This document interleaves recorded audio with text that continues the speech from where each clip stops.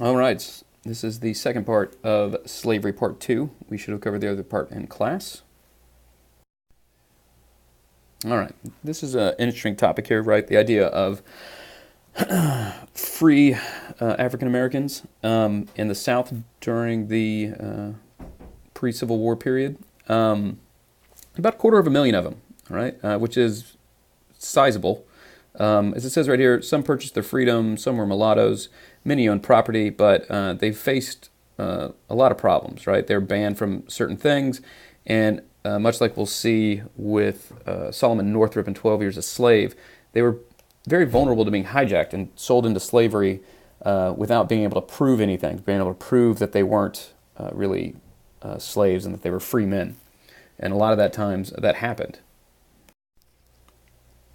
In the North, blacks, and namely free blacks, faced a lot of racism. We don't often associate that with the northern climate because they have abolitionists and stuff like that, but understand that just because people in the North were pro, or we should say anti-slavery, that doesn't mean they were pro, African American. So as it says right here, right, some couldn't enter states, some didn't get the right to vote, they're barred from public schools. Interestingly enough, and we'll see this a lot, the idea that the Irish would get into heated fights with African Americans is because they oftentimes competed for work. And we'll see this in the Civil War. One of the big things that soldiers in the Civil War will think is, why am I going to fight this war to free this group of people when I'm just going to compete for work with these people? So as it says right here, anti-black feeling was in ways stronger in the North than in the South. Now the slave trade in 1860, right? There's nearly 4 million black slaves. Congress abolished the international slave trade to the United States, or the importation of slaves, in 1808, and the British began to enforce this, like ending the slave trade by using the West African Squadron and seizing slave ships off the coast of West Africa. But this didn't stop all of them, right? It's hard to stop an illegal trade like this with just one navy. And so 3 million enslaved Africans still are going to be shipped to Brazil and the West Indies after 1807. In the United States, what it's going to do is create a more vigorous internal slave trade, meaning the reproduction of slaves through slave families and then breaking those families apart or selling off families in total to other people is going to increase slavery domestically, but we're going to stop importing slaves during this time period. In the South, as it says right here, slaves are going to be seen as an investment, right? $2 billion worth of capital in 1860. Okay, so the idea here is that the money used to purchase slaves is seen as an investment for business. And unfortunately, right, the idea, even in other countries, right, and other time periods, right, the idea that they're equal to farm equipment or something like that, which is dehumanizing, but that was the way it was viewed. And so if you think about them as an investment and treat them as such, like, that sort of stuff, they are going to be sometimes spared dangerous work. They'll be cared for as an asset, that kind of stuff. A couple little side notes on this. The idea that $2 billion worth of capital, right, in 1860, after the Civil War, that capital or that value goes poof because of the illegalization of slavery and emancipation. Also, the idea of dangerous work. When we talk about bleeding Kansas, one of the interesting facts is slave owners weren't going to be super excited to take their slaves to Kansas because of the sort of civil warfare nature of bleeding Kansas at the time and the fighting, because you're going to take your slave and the chances that he could be shot and killed would not be safe for your investment. Breeding of slaves wasn't openly encouraged, but as it says right there, right, people that produced slaves were sought after. Even the idea here of white masters forcing themselves upon slaves and having sizable mulatto populations which remained enslaved, also part of expanding slavery. Slave auctions are going to be horrible, right? The greatest psychological horror, right? Abolitionists decreed the practice, families separated with distressing frequency. It doesn't say it, I think, on the slide. You can't really read it, but it talks about how Harriet Beecher Stowe, I think, witnessed one of these and would help come up with Uncle Tom's Cabin. Interestingly enough, in your textbook, I'll note that this is different in different regions of the South. In the deep South, where there's a lot of big plantations, a lot of times families weren't broken up, but smaller plantations tended to break up families more often than the larger plantations.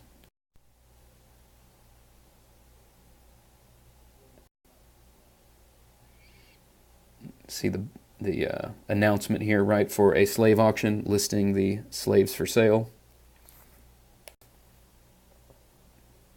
Now, how did they live? As it says right there, conditions varied greatly, right? No real protection, and if they did have any sort of protection, it was hard to enforce. Okay, their marriages weren't legally recognized, even though they were recognized amongst their community.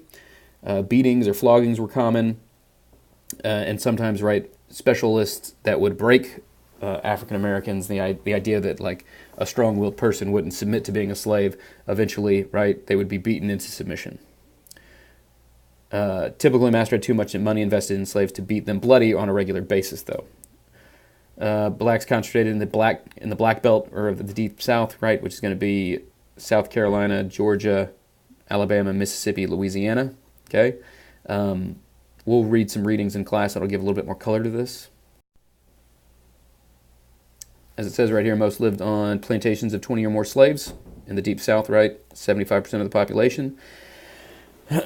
Distinctive African American slave culture developed, right, along with religion and the ideas of culture of what it was like to live in the slave quarters off from the mansion or from the big house, whatever you want to call it. During this time period, they're going to be Christianized during the Second Great Awakening.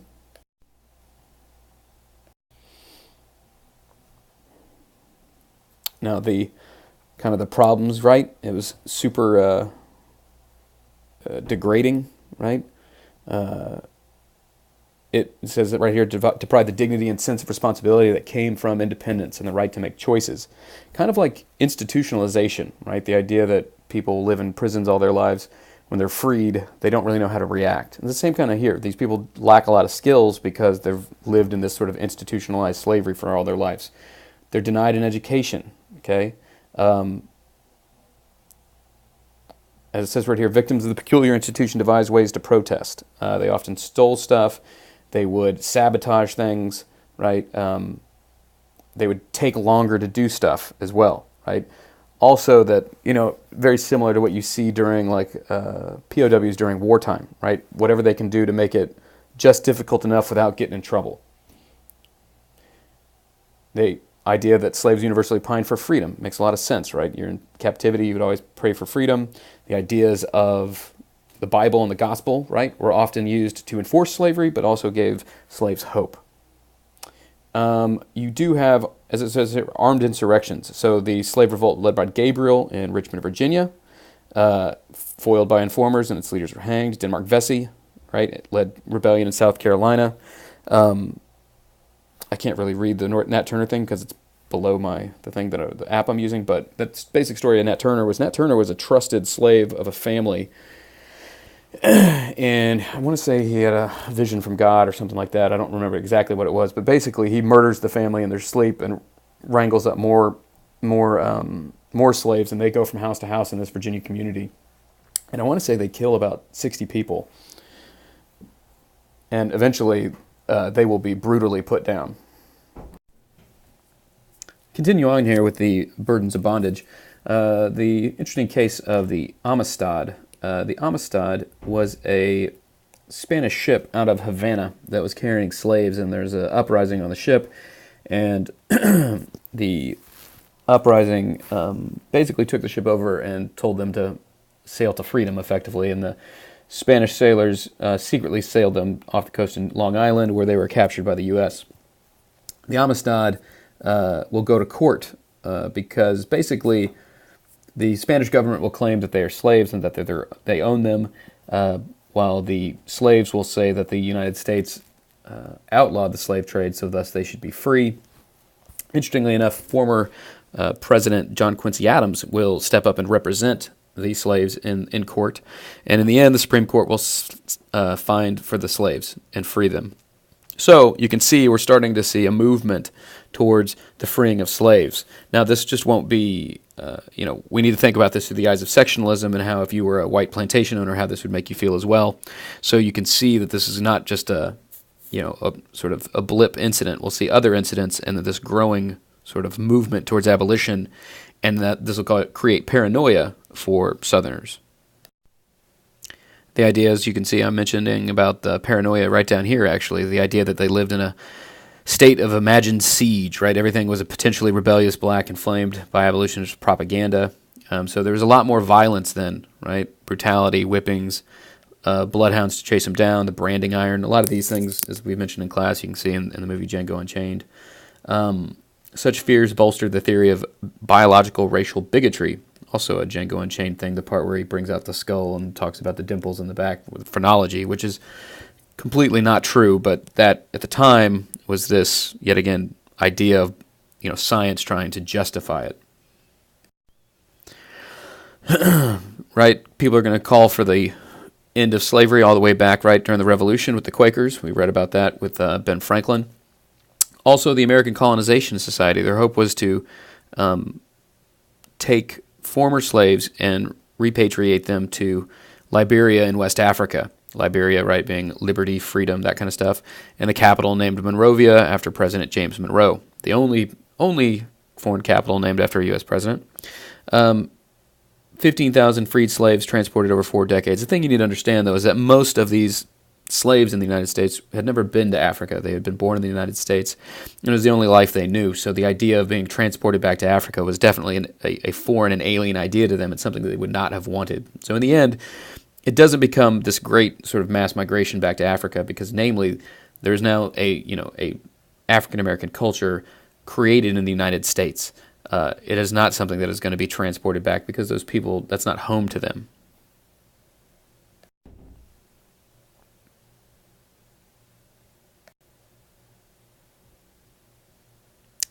William Lloyd Garrison, right, inspired by the Second Great Awakening, is going to be the editor of The Liberator. The Liberator is going to be a massively popular abolitionist newspaper. Eventually we'll see other guys like Frederick Douglass who will also be writers for it. Frederick Douglass is a great example of one of those great stories in history, I guess you should say, of people who make it out of increasingly difficult odds. He escaped slavery in 1838, was discovered by this abolitionist, and became a massive public speaker. He's eventually going to help change President Lincoln's sort of opinion on what needs to happen with slavery.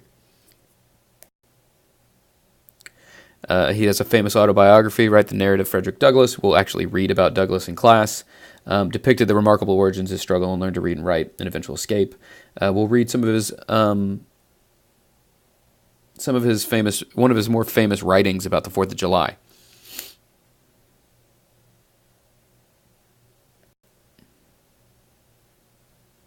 You can see here the differences between Douglass and Garrison, right? Garrison on the previous slide was stubborn and really sort of bound to principle, where Douglass was slightly more flexible.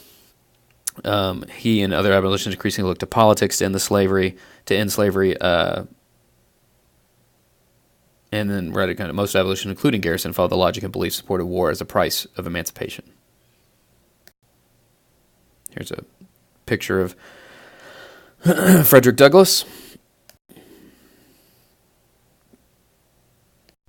As it says right here, right, anti-slavery in the South existed, but pre-1820, there were more in the South under the Mason-Dixon line than there were in the North, but after 1830, it'll be silenced, namely because they see it as a threat to authority, right? And the idea that is if you can empower these slaves in any way, they might rise up and overthrow the system. So, right, they begin to ban all sorts of stuff like this.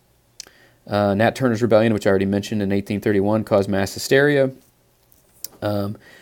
Garrison condemns it as a terrorist attack, okay? And then in turn, this gets people riled up, and then the idea that we need to have more stricter things. So eventually what we're going to see is a more harsher enforced fugitive slave law, which will be part of the Compromise of 1850.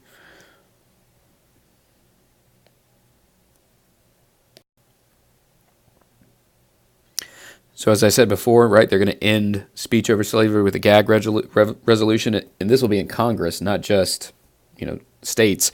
So Southern whites resented the use of mail for abolition literature, and Congress ordered Southern postmasters to destroy abolitionist material, called on Southern states to arrest postmasters who did not comply. So any sort of spreading of this information in the South is going to be met with hostility. The North had a heavy stake in the South, as we pointed out before with this, right? Southern planters owned Northern banks and creditors about $300 million, and it'd be lost if all of a sudden, if the Southerners just decided to secede, like we'll see. Also, the business connections were super important. So keeping the status quo is what we're going to see is going to be, namely, the more popular opinion of most people, namely because of the business and not wanting to upset the social order. Here is a list of countries and when they abolished slavery. You can see the United States is right here. And here's our timeline. So, Cotton Gin, Gabriel's Rebellion. Eventually we're going to get, where's old Nat Turner? Well, I don't see it. Well, you got the Amistad here, narrative Frederick Douglass, the Free Soil Party, which part of the Free Soil Party eventually becomes the Republicans. Not all of it. There's going to be some Whigs as well to make the Republicans, but that's what we got.